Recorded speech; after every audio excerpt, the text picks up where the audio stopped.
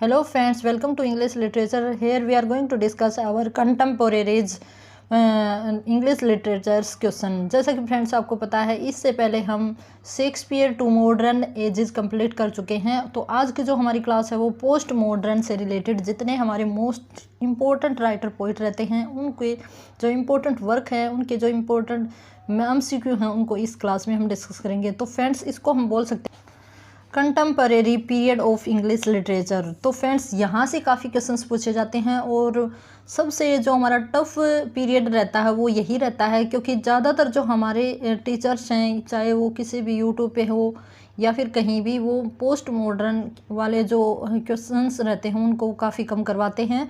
तो फ्रेंड्स इस क्लास में हम डिस्कस करेंगे W.H. Auden, Ted Hughes, T.S. Eliot, Philip Larkin और जो हमारे नॉवलिस्ट हैं। बाकी अगर हम बात करें तो उनमें आता है जिमी पोर्टन, जॉन ओसबोर्ने, और वहीं अगर हम बात करें तो यहाँ से जेम्स गॉर्डन फेरल हैं, इवलिन वो हैं। तो इस तरह से काफ़ी ज़्यादा हमारे इम्पोर्टेंट पोइट राइटर बन जाते हैं। तो फ्रेंड्स काफ़ी इंपॉर्टेंट होने वाली है क्लास। यहाँ से काफ़ी अच्छे अच्छे क्वेश्चंस पूछे जाते हैं। ज़्यादातर जो PGT हमारे एग्ज़ाम्स हैं, जैसे कि जो हमारा स्क्रीनिंग होगा, स्टेट होगा, KVS, NVS, D++B, जहाँ कहीं भी हमारा इंग्लिश लिटरेचर आता है। तो लेट्स स्टार्ट करते हैं बिना किसी देरी के। तो हमारा जो फर्स्ट क्वेश्चन है फ्रेंड्स, एक बार देखना।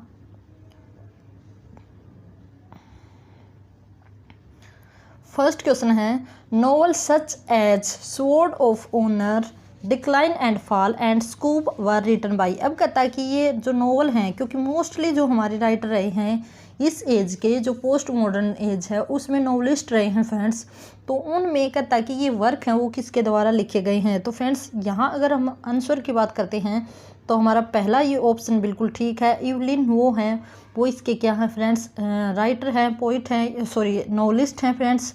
और इस क्लास में फ्रेंड्स जॉर्ज ऑरवेल से रिलेटेड हम क्वेश्चंस करेंगे, P.G. वेटहाउस के करेंगे, क्रिस्टोफर इसरवुड से भी करेंगे। तो ये सारे ही हमारे पोस्ट मॉडर्न राइटर माने जाते हैं। अब हमारा जो सेकंड क्वेश्चन रहता है वो देखना। और फ्रेंड्स ये तीनों ही वर्क हैं वो इसके क्या हैं, नॉवेल्स हैं। Who worked as journalist of the Times from 1926 to 1930। अब कहता है कि जो न्यूज़पेपर है द टाइम्स, उसका जर्नलिस्ट, ठीक है, उसमें वर्क किसने किया है 1926 से 1923 के बीच में। तो फ्रेंड्स यहाँ पे हमारा जो करेक्ट आंसर होने वाला है वो है ग्राहम ग्रीन। तो फ्रेंड्स माने जाते हैं ये बहुत बड़े प्ले राइट, नॉवलिस्ट माने जाते हैं, और साथ ही इन्होंने पोइट्री भी की है फ्रेंड्स। ठीक है, आगे चलते हैं इनके नेक्स्ट क्वेश्चन के ऊपर, जो कि हमारी कंटेम्परेरी जो हमारे लिटरेचर है उससे रिलेट करता है। During the second world war Graham green work for the. अब कहता है कि फ्रेंड्स जो सेकेंड वर्ल्ड वॉर हुई थी 1939 में, तो उस टाइम पे जो ग्राहम ग्रीन थे वो कौन सा वर्क लिख रहे होते हैं। तो फ्रेंड्स ये जो क्वेश्चंस होंगे ये सारे के सारे ग्राहम ग्रीन से होंगे, लगभग 4 से 5 क्वेश्चन। फिर उसके बाद आएंगे जो हमारे अलग से, जैसे ऑस्कर विल्डे हैं उनसे रिलेटेड आएंगे, फिर उनके बाद हमारे जो W.H. ओडन हैं उनसे रिलेटेड आएंगे। तो ऐसे सिक्वेंस में कुछ क्वेश्चंस आते जाएंगे जो इम्पोर्टेंट हैं। तो फ्रेंड्स यहाँ जो इन्होंने वर्क किया था, वर्क लिखा था ड्यूरिंग सेकेंड वर्ल्ड वॉर, वो है foreign office. Which of the following is a travel book written by Graham Greene. कहता कि एक ट्रैवल बुक थी फ्रेंड्स जो कि ग्राहम ग्रीन के द्वारा लिखी गई थी, तो उसका टाइटल क्या है।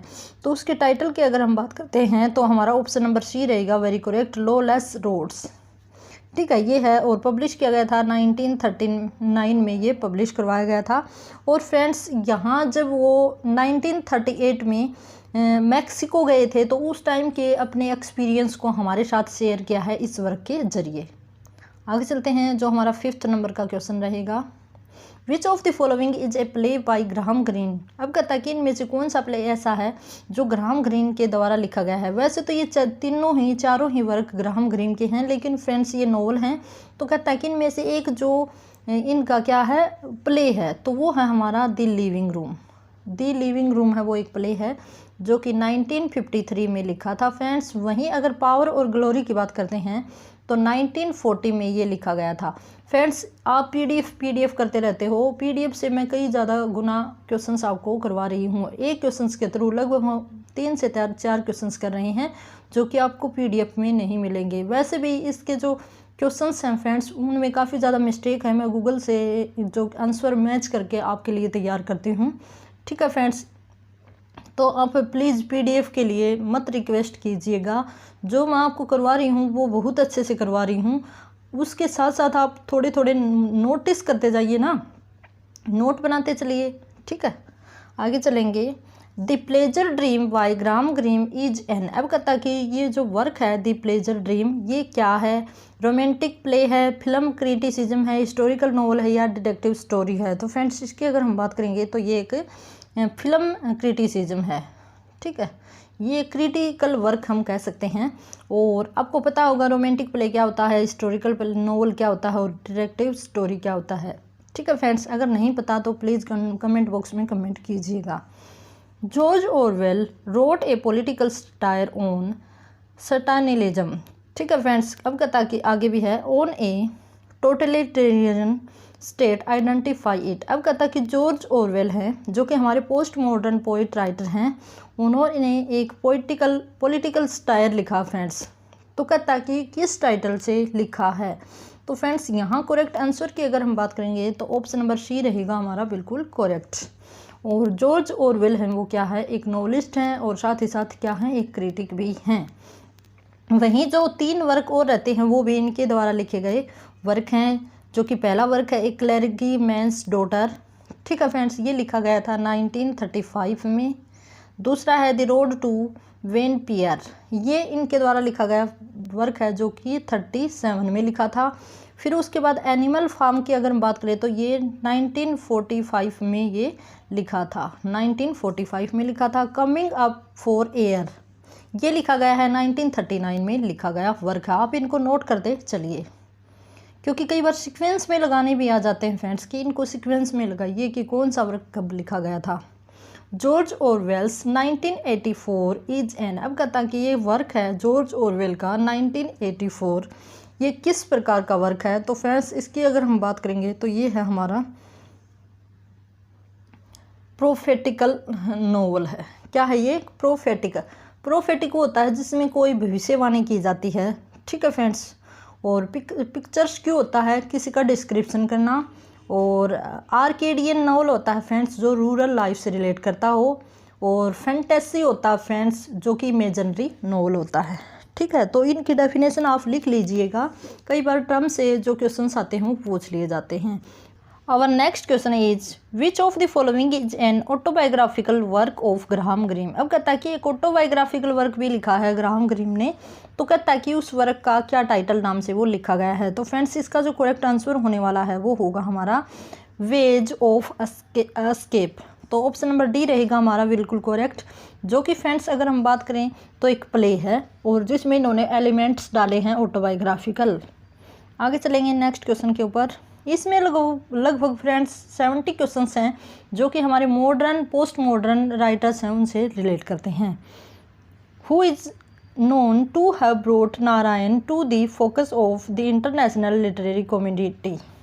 अब कहता है कि जो R.K. नारायण हैं फ्रेंड्स, उनको इस बात पे फोकस डालने के लिए किसने सहमत किया था या किसने रास्ता दिखाया था, या हम कह सकते हैं कि जो इंटरनेशनल लिटरेरी कम्युनिटी है फ्रेंड्स उसके प्रति फोकस डालने के लिए जो R.K. नारायण है उनको किसने मोटिवेट किया था। तो फ्रेंड्स वो हो रहेंगे हमारे ग्राहम ग्रीन।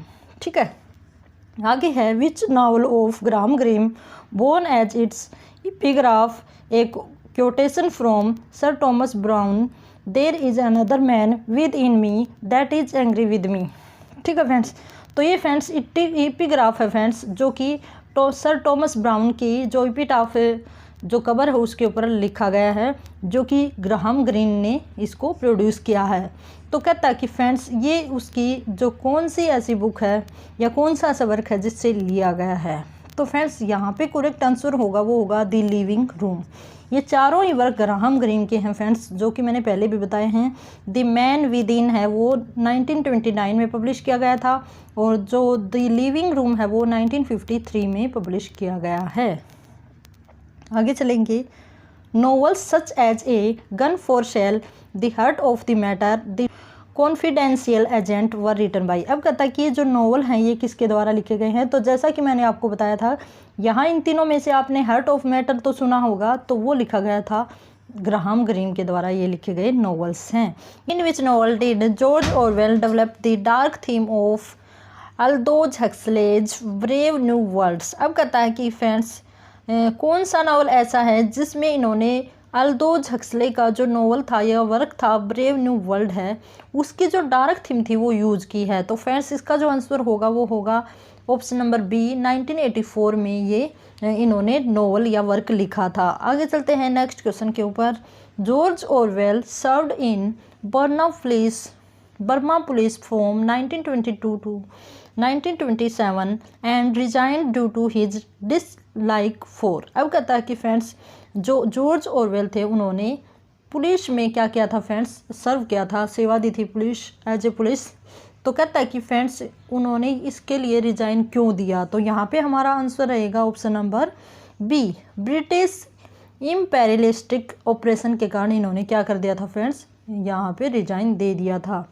ठीक है फ्रेंड्स, आगे चलते हैं। A sense of reality which was published by Graham green in 1983 has. अब कथा कि फ्रेंड्स जो ये नोवेल लिखा गया है friends, a sense of reality, ये कितनी क्या है फ्रेंड्स, या हम कह सकते हैं कि कितनी स्टोरीज में ये डिवाइड किया गया है। तो फ्रेंड्स इसका जो आंसर होगा वो ऑप्शन नंबर 4 रहेगा। 4 स्टोरीज में ये डिवाइड किया गया है, जो कि फ्रेंड्स एक हमारा नोवेल हम कह सकते हैं। आगे चलेंगे नेक्स्ट क्वेश्चन के ऊपर। C.P. Snow was a junior minister from 1964 to 1966 in the Ministry of। अब कहता है कि C.P. Snow है फ्रेंड्स, वो जूनियर मिनिस्टर रहे थे, ठीक है, इंग्लैंड में। तो कौन से पद पे रहे थे, किस विभाग या किस पद के अंडर में रहे थे। तो फ्रेंड्स यहाँ पे हमारा आंसर होगा टेक्नोलॉजी। जो टेक्नोलॉजी है उसमें वे जूनियर मिनिस्टर रहे थे 1964 से 1966 तक। आगे चलेंगे। Name the lecture of C.P. Snow that he delivered at the Cambridge University which was restored by F.R. Lewis। अब कहता है कि फ्रेंड्स इन्होंने एक लेक्चर दिया था कैम्ब्रिज यूनिवर्सिटी में, जो कि फ्रेंड्स रिस्टोर किया गया था F.R. लेविस के द्वारा। तो उसका नाम है वो क्या है, तो उसका जो नाम था वो क्या था, कॉरिडोर्स एंड पावर। ये एक नोवेल है फ्रेंड्स जो कि F.R. लेविस के द्वारा लिखा गया है, या हम कह सकते हैं कि इन्होंने तो स्पीच दी थी लेकिन उन्होंने इसको नोट डाउन किया था। बाकी जो वर्क हैं वो भी इन्हीं के हैं। The male contents, strangers and brother, और लास्ट रहता है the true culture and the scientific revolution. ये तीनों ही इनके द्वारा लिखे गए नोवेल हैं। ठीक है फ्रेंड्स, आगे चलेंगे। What is Anthony Powell's sequence of 12 novel collectively known as. अब कहता है कि यहाँ पे ये राइटर का नेम है एंथोनी पावेल। ठीक है फ्रेंड्स, तो इन्होंने 12 नोवेल्स का एक कलेक्शन लिखा था। तो किस टाइटल से लिखा था ये इन्होंने पूछा है। तो इसका ऑप्शन नंबर 3 रहेगा बिल्कुल ठीक, a dance to the music of time. इस नाम से इन्होंने लिखा था, और एक बुक सीरीज थी जो कि फ्रेंड्स 1951 से 1975 तक इन्होंने इसमें अपने नोवेल लिखे थे। लगभग 12 उसमें नोवेल थे फ्रेंड्स। ठीक है फ्रेंड्स, और बाकी बात करें तो ये तीनों ही इनके वर्क हैं। दी काइंडली वंस जो कि 1962 में पब्लिश करवाया गया था। वहीं अगर दूसरी की बात करते हैं, द वैली ऑफ बोन्स जो कि 1964 में पब्लिश करवाया था। और हियरिंग सीक्रेट हारमोनीज, ये भी एक नोवेल है जो कि 1975 में पब्लिश करवाया था। आगे चलते हैं नेक्स्ट के ऊपर। The most important character in Anthony Powell's a dance to the music of time who is a failure in life but who evoke the style of an Elizabethan courtiers. अब कहता है कि फ्रेंड्स इनके जो novel के ये series है इसमें एक करेक्टर था फ्रेंड्स जिसने एलिजाबेथन कोर्टियर की स्टाइल में ये करेक्टर इन्होंने बनाया था। तो फ्रेंड्स कहता है कि उसका नेम क्या है। तो उसका जो नेम होगा वो क्या होगा, स्टाइंगम, ऑप्शन नंबर बी। इस करेक्टर के जो नाम था करेक्टर का वो ये था। आगे चलते हैं नेक्स्ट के ऊपर। George Orwell work as a literary editor of the Tribune from. अब कहता है कि जॉर्ज ऑरवेल ने जो द ट्रिब्यून न्यूज़पेपर है उसका एडिटर किया था फ्रेंड्स, एडिशन किया था। तो कब से कब तक किया था, तो वो किया था 1943 से 1945 तक किया था। आगे चलते हैं। Which novel of Angus Wilson reflect the influence of Virginia Woolf on the writer. अब कहता है कि फ्रेंड्स ये जो राइटर है एंग्यूज विल्सन, इनके नावल के ऊपर, इनके वर्क के ऊपर वर्जीनिया वुल्फ का इफेक्ट दिखता है, तो वो कौन सा वर्क है? तो फ्रेंड्स उसकी अगर हम बात करेंगे तो ऑप्शन नंबर डी रहेगा हमारा करेक्ट, नो लाफिंग मैटर, जो कि फ्रेंड्स 1967 में लिखा गया था। बाकी ये भी नावल हैं जो इन्हीं के द्वारा लिखे गए हैं। ठीक है फ्रेंड्स, यहाँ से ये आप कर सकते हो setting the world on fire, जो कि 1980 में लिखा गया है। दूसरा जो वर्क रहता है वो रहता है एंग्लो सेक्सन एटीट्यूड, जो कि 1956 में लिखा गया है। The old man at the zoo, जो कि 1961 में लिखा गया एक नॉवल रहता है। आगे चलेंगे, Doris Lessing was born in, अब कहता है कि डोरिस लेसिंग है वो कब बोर्न हुई थी या कहाँ बोर्न हुई थी? तो फ्रेंड्स डोरिस लेसिंग है वो हमारी अल्जीरिया में, ऑप्शन नंबर बी रहेगा हमारा करेक्ट, अल्जीरिया में इनका बर्थ हुआ था। और डोरिस लेसिंग है फ्रेंड्स वो एक नोबल विजेता हैं, जो इनको नोबल प्राइज़ दिया गया था फ्रेंड्स लिटरेचर में 2007 में, और काफ़ी ज़्यादा अच्छे अच्छे इन्होंने नोवेल लिखे हैं फ्रेंड्स। ठीक है, आगे चलते हैं इनके सेकंड क्वेश्चन के ऊपर। Doris Lessing settled down in dash in 1949, अब कहता है कि ये इनका बर्थ हुआ था अल्जीरिया में, और कहाँ पे ये सेटल हो गई थी? तो फ्रेंड्स ये लिवरपूल में, ऑप्शन नंबर सी रहता हमारा करेक्ट, लिवरपूल में ये सेटल्ड हो गई थी। एंग्यूज विल्सन वॉज बोर्न इन, अब कहता है कि जो विल्सन है उनका बर्थ कहाँ हुआ था? तो वो हुआ था साउथ अफ्रीका में इनका बर्थ हुआ था। ठीक है फ्रेंड्स, आगे चलते हैं। Children of violence by Lessing is a series consisting of, अब कहता है कि ये एक सीरीज है फ्रेंड्स। ठीक है, तो कहता है कि इसमें कितने नोवेल हैं? तो फ्रेंड्स नोवेल्स की अगर हम बात करेंगे तो इसमें 5 नोवेल्स हैं। कितने हैं? 5 नोवेल हैं, और इनको क्या दिया गया था? इसी वर्क के ऊपर, चिल्ड्रंस ऑफ वायलेंस के ऊपर ही इनको नोबेल प्राइज़ दिया गया था। ठीक है फ्रेंड्स, आगे चलते हैं।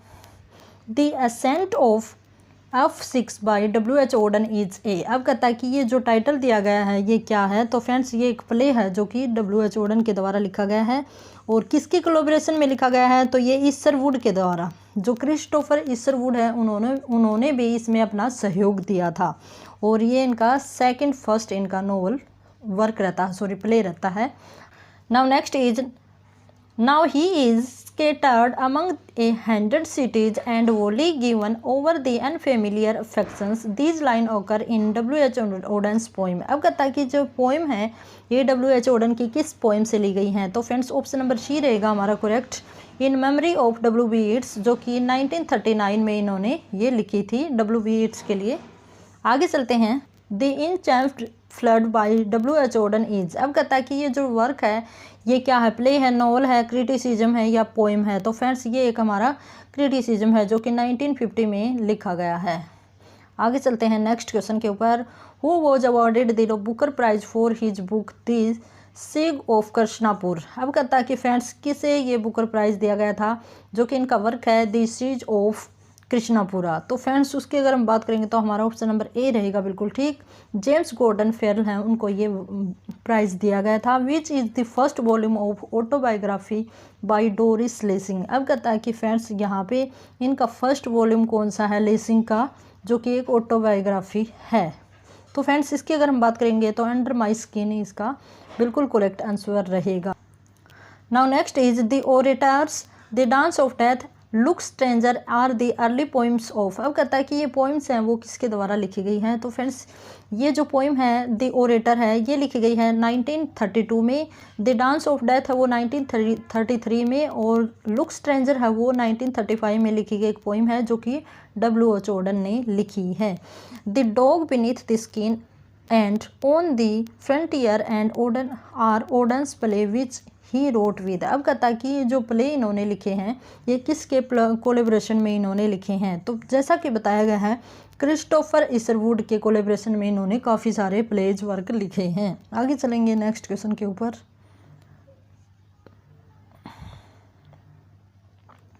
N anti communist collection of essays by Stephen Spender is, अब कहता है कि फ्रेंड्स देखो हमने यहाँ पे ग्राहम ग्रीन से रिलेटेड कर लिए, W.H. ओडन से रिलेटेड क्वेश्चंस कर लिए, और जो हमारे लीसिंग है उससे रिलेटेड हमने क्वेश्चंस कर लिए हैं, जॉर्ज ऑरवेल से रिलेटेड कर लिए हैं। अब हम करेंगे स्टीफन स्पेंडर से related important questions.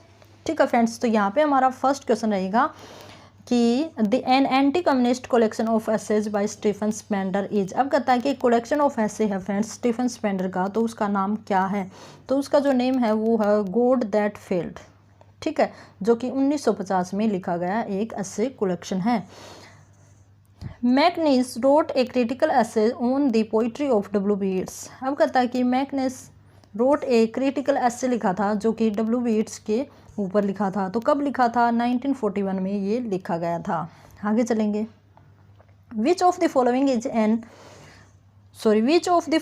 Is a one act play by Harold Pinter. अब कहता है कि होराल्ड पिंटर ने एक वर्क लिखा था जो कि वन एक्ट था, तो उसका नेम क्या है? तो फ्रेंड्स उसके नाम की अगर हम बात करेंगे तो वो है साइलेंस, जो कि 1969 में लिखा गया एक प्ले है।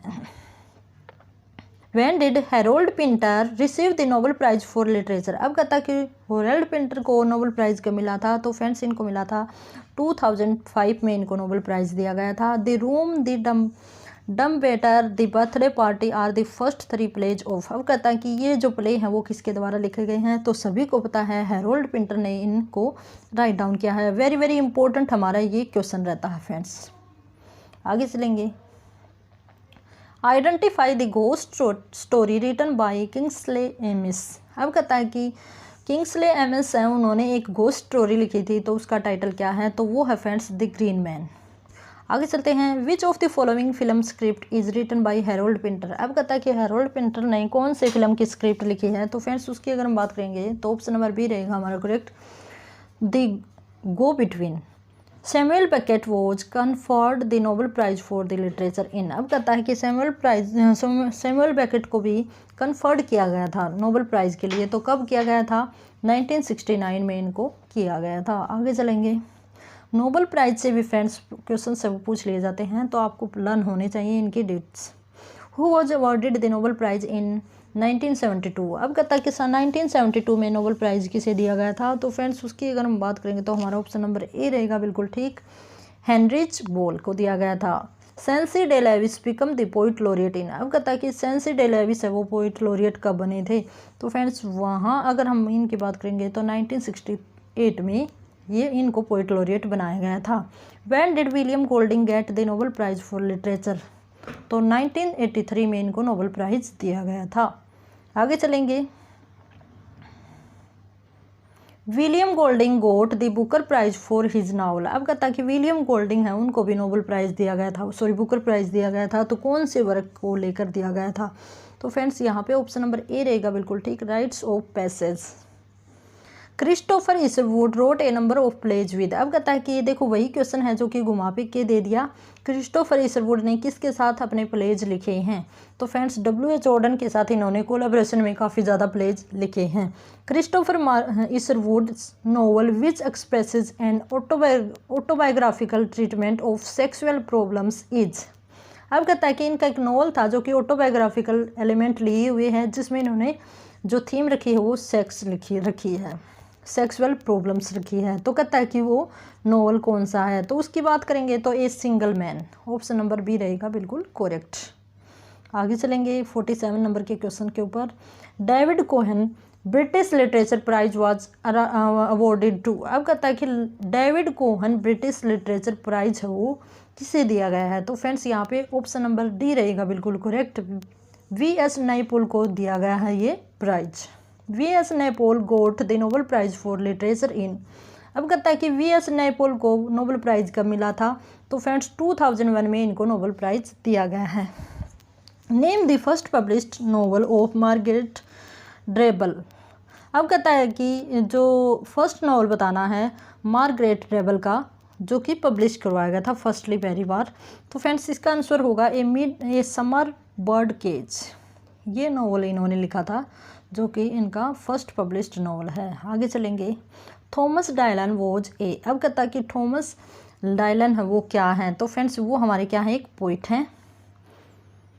Antonia Susan Byatt wrote 5 fairy stories in 1994 in a collection name the collection. अब कहता है कि एंटोनिया सुसेन है उन्होंने एक फेरीज स्टोरीज की कलेक्शन को पब्लिश करवाया था फ्रेंड्स, तो उसका नेम क्या है? तो उसके नेम की अगर हम बात करेंगे तो ऑप्शन नंबर डी रहेगा हमारा बिल्कुल correct, the Djinn in the Nightingale's eyes. तो ये बिल्कुल करेक्ट है। आगे चलेंगे 52 नंबर के क्वेश्चन के ऊपर। Who is the protagonist in John Osborne's Look Back in Anger. अब कहता है कि ये वेरी वेरी इंपॉर्टेंट हमारा क्वेश्चन रहता है friends, Look Back in Anger काफ़ी इंपॉर्टेंट वर्क माना जाता है। तो कहता है कि इसमें प्रोटोगनिस्ट कौन थे, तो वो हैं हमारे Jimmy Porter. In 1992 a middle aged Jimmy Porter return to the stage in Osborne's. अब कहता है कि फ्रेंड्स जो ये हमारा करैक्टर है, प्रोटैगनिस्ट है फ्रेंड्स, ये ओसबोर्ने का एक वर्क था लुक बैक इन एंगर है फ्रेंड्स, ठीक है। तो कहता है कि ये किसको प्रेजेंट करता है, तो फ्रेंड्स यहाँ पे हमारा आंसर होगा वो होगा लूथर। सॉरी फ्रेंड्स, यहाँ पे हमारा आंसर होगा वो होगा डेजा वू। इसको ये प्रेजेंट कर रहे होते हैं। हु और जॉर्ज ऑरवेल हैं, वो क्या हैं, तो ये बेसिकली एक नॉवलिस्ट हैं। आगे चलेंगे हमारे नेक्स्ट क्वेश्चन के ऊपर। Who wrote the last testament of Oscar Wilde. अब कहता है कि ये जो वर्क है ये किसने इसको राइट डाउन किया है, तो फ्रेंड्स इसकी बात करेंगे तो ऑप्शन नंबर डी रहेगा हमारा करेक्ट। पीटर AC कयोड ने इसको राइट डाउन किया है। The play Rosencrantz and Guildenstern were dead was written by. अब कहता है कि ये जो वर्क है ये किसके द्वारा लिखा गया है, तो फ्रेंड्स यहाँ पे हमारा करेक्ट आंसर होगा वो होगा टॉम स्टॉपर्ट ने इसको राइट डाउन किया है। The archetypal approach to is associated with. अब कहता है कि जो ये अप्रोच है आर्किटिपल, ये किससे रिलेट करती है, तो फ्रेंड्स इसकी अगर हम बात करेंगे तो ऑप्शन नंबर सी रहेगा हमारा करेक्ट। नॉर्थरोप फ्रे से ये रिलेट करती है। कुछ अलग से फ्रेंड्स, ये जो आपको पता है ब्रिटिश जो नेम है ये काफ़ी अटपटे से होते हैं। एक आधा वर्ड ऐसा होता है जिसकी प्रोनाउंसिएशन बिल्कुल सही नहीं हो पाती है, तो फ्रेंड्स थोड़ा सा एडजस्ट करिएगा। Who said the word of the dead man are modified in the guts of the living. अब कहता है कि ये जो वर्ड हैं वो किसके द्वारा स्पीक किए गए हैं, तो फ्रेंड्स इसकी अगर हम बात करेंगे तो ऑप्शन नंबर ए रहेगा बिल्कुल ठीक। ये जो वर्ड हैं वो फ्रेंड्स हमारे स्टीफन स्पेंडर के द्वारा स्पीक आउट किए गए हैं। Who is the moment poet. अब कहता है कि इनमें से मोमेंट पोइट किसे कहा जाता है, इसके ऊपर भी स्टार लगा लो फ्रेंड्स। तो किसे कहा जाता है, तो यहाँ पे हमारा करेक्ट आंसर होगा वो होगा फिलिप लेरिकिन को कहा जाता है। What is the real name of George Orwell. अब कहता है कि जॉर्ज ऑरवेल का रियल नेम है वो क्या है, तो जॉर्ज ऑरवेल का रियल नाम है फ्रेंड्स वो है option number B Eric Blair. Option number B हमारा बिल्कुल ठीक रहेगा। आगे चलेंगे। Who was the winner of 1967 Nobel prize for literature. अब कहता है कि 1967 में नोबेल प्राइज़ किसे दिया गया था, तो फ्रेंड्स यहाँ पे हमारा करेक्ट आंसर होगा मिगुल एंजल आर्टिनस को ये दिया गया था नोबेल प्राइज़ इन लिटरेचर।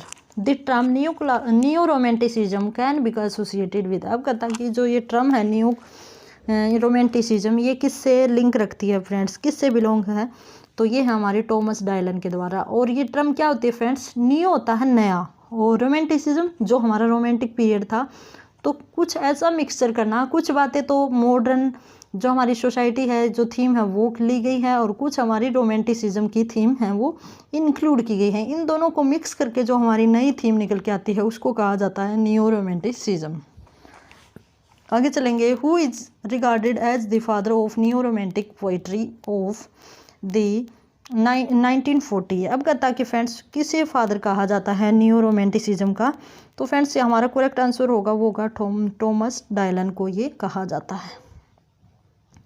आगे चलेंगे। Identify the writer who was the produce of the royal court theatre. अब कहता है कि कौन सा ऐसा राइटर है जिसने ये रॉयल कोर्ट थिएटर को प्रोड्यूस या इस्टेब्लिश किया है, तो फ्रेंड्स हमारा ऑप्शन नंबर डी रहेगा बिल्कुल करेक्ट। जॉन जेम्स ऑसबोर्न ने इसको इस्टेब्लिश किया है। Anthony Powell worked as the editor of. अब कहता है कि एंथोनी पॉवेल ने किसके एडिटर के रूप में काम किया है, तो फ्रेंड्स हमारा ऑप्शन नंबर बी रहेगा बिल्कुल ठीक पंच। ये पंच एक जर्नल वो होगा फ्रेंड्स, जर्नल्स होगा, ठीक है। क्रिस्टोफर फेरे इज ए। अब कहता कि क्रिस्टोफर फेरे है वो क्या है, तो फ्रेंड्स बेसिकली क्रिस्टोफर फेरे हैं ये हमारे माइनर हम पोइट राइटर बोल सकते हैं, तो ये हमारे पोइट हैं। कई बार पूछ लिया जाता है फ्रेंड्स। अब देखो नया, बिल्कुल नया होता आप तो बोलोगे कि हमने तो इसका नाम ही नहीं सुना था, ठीक है। तो ये पोस्ट मॉडर्न सोसाइटी से पीरियड से हमारे बिलोंग करते हैं। Achebe. Chinua was awarded the Nobel prize for the literature. अब कहता है कि फ्रेंड्स जो चिनुआ है, एच.बी. चिनुआ को नोबेल प्राइज़ कब दिया गया था, तो 1989 में इनको नोबेल प्राइज़ दिया गया था। Achebe. Chinua is a dash novelist. अब कहता है कि किस प्रकार के या कौन से देश से रिलेट करने वाले नॉवलिस्ट हैं, तो फ्रेंड्स ये नाइजीरिया से रिलेट करते हैं। Who wrote India a million minute now in 1981। अब कहता है कि फ्रेंड्स ये जो वर्क है ये किसने राइट डाउन किया है, तो फ्रेंड्स V.S. नैपोल ने इसको राइट डाउन किया है। आगे चलेंगे नेक्स्ट के ऊपर। Which of the following is published posthumously, जो कि पोस्टथमसली पब्लिश करवाया गया है। तो फ्रेंड्स इसकी अगर हम बात करेंगे तो हमारा ऑप्शन नंबर C रहेगा, बिल्कुल ठीक। अंडर मिल्कवुड ये पोस्टथमसली पब्लिश करवाया गया है, जो कि डायलन थॉमस के द्वारा पब्लिश करवाया गया है फ्रेंड्स, ठीक है। और कई बार ये क्या है, वैसे तो ये पोइट्री फॉर्म में है लेकिन कई बार इसको परफॉर्म भी किया गया है। आगे चलते हैं नेक्स्ट क्वेश्चन के ऊपर। Whose poetry deals with violence and cruelty. अब कहता है कि कौन सी पोइट्री ऐसी है, किसकी पोइट्री ऐसी है जिसकी थीम वायलेंस एंड क्रूएलिटी है, तो फ्रेंड्स वो है जॉर्ज मैकबेथ की जो पोइट्री की थीम है वो क्या है, वायलेंस एंड क्रूएलिटी। आगे चलेंगे नेक्स्ट के ऊपर। Which of the following place shows 16th century man of religion. अब कहता है कि जो कि फ्रेंड्स जो हमारा ये पोइट है ये तो है हमारा पोस्ट मॉडर्न का, लेकिन इसकी जो इसके वर्क की जो थीम है वो है 16th सेंचुरी की। तो फ्रेंड्स कहता है कि वो कौन सा है, तो फ्रेंड्स लूथर है। ये मार्टिन लूथर के ऊपर लिखा गया एक वर्क है फ्रेंड्स। आगे चलेंगे नेक्स्ट के ऊपर, जो कि फ्रेंड्स जॉन ऑसबॉर्न के द्वारा लिखा गया है, ठीक है, और ये मार्टिन लूथर की लाइफ से रिलेट करता है। आगे चलेंगे। इन इनएडमिजिबल एविडेंस 1964 ऑसबॉर्न ने concerned himself with abnormalities of. अब कहता कि फ्रेंड्स इनका एक वर्क था इनएडमिजिबल एविडेंस, जिसमें इन्होंने अबनॉर्मेलिटीज दिखाई है, खुद की अबनॉर्मेलिटीज दिखाई है फ्रेंड्स। तो किसके प्रति दिखाई है, तो फ्रेंड्स ऑप्शन नंबर B रहेगा, बिल्कुल ठीक। सेक्स को लेकर इन्होंने अबनॉर्मेलिटी शो की है। Osborne as the entertainer 1957 merely provided a vehicle for a. अब कहता है कि फ्रेंड्स ये जो इनका वर्क है द एंटरटेनर, इसमें इन्होंने किसके बारे में बताया है, तो फ्रेंड्स एक स्टार एक्टर के बारे में इन्होंने बताया है। अब हमारा जो लास्ट क्वेश्चन है फ्रेंड्स इस क्लास का, इसके बाद फ्रेंड्स हम अमेरिकन लिटरेचर को करेंगे और फिर उसके बाद हम इंडियन लिटरेचर से कुछ क्वेश्चंस करेंगे। ऑसबॉर्न ने wrote epitaph for George Dillon 1957 in collaboration with. अब कहता है कि फ्रेंड्स इन्होंने एक वर्क लिखा है जो कि जॉर्ज डिलॉन के ऊपर बेस्ड है। तो कहता है कि किसके कोलेबोरेशन में लिखा है, तो ऑप्शन नंबर B रहेगा हमारा करेक्ट। एंथोनी स्लेरिंगटन के साथ मिलके इन्होंने ये एपिटाफ लिखा है। तो फ्रेंड्स इसी के साथ हमारा ये जो पोस्ट मॉडर्न से रिलेटेड इंपॉर्टेंट क्वेश्चंस हैं वो कंप्लीट हुए और आगे हम डिस्कस करेंगे अमेरिकन लिटरेचर से रिलेटेड क्वेश्चंस। अब फ्रेंड्स 2 से 3 क्लास ही रहेंगी जिसमें हमारा लिटरेचर की जो 1000 की सीरीज है वो कंप्लीट हो जाएगी। उसके बाद फ्रेंड्स हम जो हमारी ग्रामर है उसको कंटिन्यू रखेंगे और हमारा जो NCERT का पोर्शन रहता है उसको हम कंटिन्यू रखेंगे। तो फ्रेंड्स इसके साथ have a good day and best of luck.